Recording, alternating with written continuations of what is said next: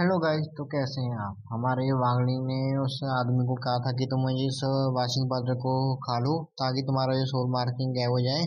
तो वो कहता है कि सच में ये तो सच में एक वॉशिंग पाउडर है।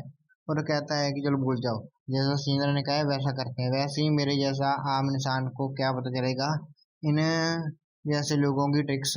तभी वो खा लेता उस वॉशिंग पाउडर को। और तभी वो किलर भी आ जाती है। वो कहते हैं कि डाई, अब तो तुम्हें मेरे हाथों से मरना होगा। जो हमारे मास्टर ने ऑर्डर दिया है कि अब तो तुझे मरना ही होगा। और वो कहती है कि तुम्हें ऑनर फील करना चाहिए कि तुम मेरे हाथों से मर रहे हो। और तभी उसे मारने वाली होती है, पर उसके जो मुंह से वो जाग से निकल जाती है वॉशिंग पाउडर की। और वो कहती है कि तुम्हारी इतनी हिम्मत कैसे हुई कि तुमने इस तरह की ट्रिक्स मेरे ऊपर पर यूज की। और कहता है कि इससे मेरी गलती नहीं है, मुझे तो बस चोक हो गया था मेरा गला इसलिए। और तभी उसका गाइस मेकअप उतर जाता है वो लड़की का। वो कहती है कि चलो अब तुम्हें मरना होगा आज। और तभी वो उसका बिना मेकअप के चेहरा देख लेता है। वो कहता है कि तुम कौन हो? वो कहती है कि मैं वुमन हूँ, जो तुम पूरी जिंदगी में नहीं पा सकोगे। वो कहते हैं सीनियर मुझे बचा लीजिए, जहाँ पर एक राक्षस है। और वो कहती है कि चिल्लाना है जितना चिल्ला लो, आज तुम्हें कोई भी बचाने नहीं आने वाला। तभी एक टूथ पिक आता है गाइस, और उसके माथे पर लग जाता है उस लड़की के। और वो कहती है नामुमकिन। और तभी वो मर जाती है। और हमारा जो वो आदमी है वो कहता है कि एक स्पिरिट ट्रांसफॉर्मेशन फ्रेज कल्टीवेशन बस मेरे हाथों से मारी गई। क्या मैंने एक स्पिरिट ट्रांसफॉर्मेशन फ्रेज कल्टीवेटर को हरा दिया? मम्मी, मैं फाइनली जीत गया। और तभी हमारा वागलिंग कहता है कि मोटर माइनर। और हमारा जो लॉर्ड थंडर है वो हैरान हो जाते हैं। वो कहते हैं कि क्या वो लड़की मोटर माइनर से थी?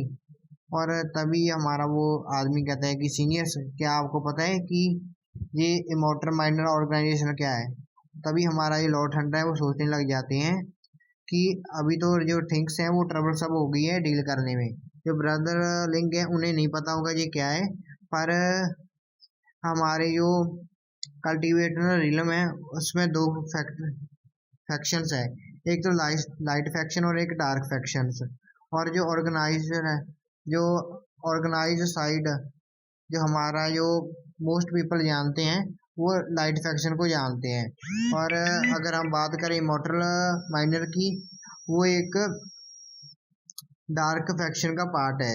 और वैसे तो हमारे जो नेशन के लोग उन्हें बहुत ही ज़्यादा नापसंद करते हैं और उनसे दूर ही रहते हैं। पर जो उनके पास जो पावर है वो बहुत ही ज़्यादा पावरफुल है डार्क फैक्शन वाले। और हम इसे हल्के में नहीं ले सकते। और तभी जो हमारा वांगलिंग है वो कहता है कि जो चीजें हैं वो और भी ज्यादा ट्रबलसम हो रही है आजकल। और तभी हमें सीन दिखाया जाता है गाइस जून का और एक सनी मॉर्निंग का। और हमारे जो प्रिंसिपल होते हैं 60 हाई स्कूल के और 59 हाई स्कूल के, वो पार्क में होते हैं। और वो कह रहे होते हैं कि एक कहता है कि जो मेरा इमॉर्टल पैरेट है तुमने 100 ईयर्स में नहीं देखा होगा। तो दूसरा कहता है कि जो मेरा इमॉर्टल पैरेट है उसे तुमने 1000 ईयर्स में नहीं देखा होगा। तो दूसरा कहता है फिर से कि तुमने मेरा 10,000 ईयर में नहीं देखा होगा। वो कहता है कि तुमने मिलियंस ईयर में नहीं देखा होगा। वो कहते हैं कि नहीं नहीं, मेरा इमॉर्टल बार्ड इतना खास है कि तुमने इस पूरे दुनिया में नहीं देखा होगा। वो कहता है कि मेरा इमॉर्टल बार्ड तो इतना ब्यूटीफुल है कि तुमने पूरी हिस्ट्री में नहीं देखा होगा। और तभी हमारे वो दोनों साथ होते हैं। वो कहती हैं कि अगर हम बात करें जो ज्वाइंट मिलिट्री एक्सरसाइज है वो जल्दी होने वाली है। वो कहते हैं कि ये वैसे हमेशा बोरिंग होती है मेरे टेस्ट के हिसाब से। और दूसरा कहते हैं कि क्यों ना फिर हम एक इसमें थोड़ा सा फ्लेवर ऐड करें। वो कहता है कि ग्रेट आइडिया, वैसे मुझे नई थिंग्स को ट्राई करना अच्छा लगता है। तो उसके बाद तो हमें हमारे टीचर कहते हैं कि स्टूडेंट्स, मैं आपको पसंद कर चाहती हूँ कि इंट्रोड्यूस करना चाहती हूँ दो एक्सचेंज स्टूडेंट्स जो हमारे 50 हाई स्कूल में हाल से आए हैं, जो मिलिट्री एक्सरसाइज में इस साल हिस्सा लेंगे। और हमें सीन दिखाया जाता है हमारे प्रेसिडेंट टांग और सीनियर ही आए होते हैं। और हमारे सीनियर ही कहते हैं कि मुझे बिलीव नहीं होता कि मुझे इतनी जल्दी स्क्रीन से टाइम मिल गया, तो मैं बहुत ही ज़्यादा हैप्पी हूँ कि मैंने वांगलिंग को एक बार फिर से देख लिया। और तभी हमारे टीचर कहते हैं कि इनके लिए ताड़ियाँ बजाएं। और तभी हमारा जो केओस है वो कहता है कि ये क्या है, ये दोनों लड़के, हमारा जो हुई है वो कहता है कि डैम इट, हमने हमारी स्कूल की जो गॉडेस है उसे भेजा है, और इन्होंने इन दोनों कचरों को भेज दिया। और तभी वो कहता है कि मैडम पान, ये स्टूडेंट है वो तो हाई स्कूल के फ्रेशमैन तो लग नहीं रहे, ये तो मिक्सचर लग रहे हैं। और तभी हमारा जो सीनियर ही है वो कहता है कि मुझे एक्सप्लेन करने दो।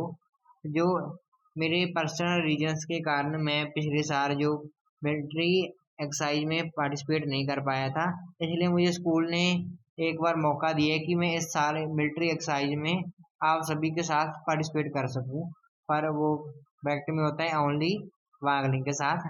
और तभी हमारा जो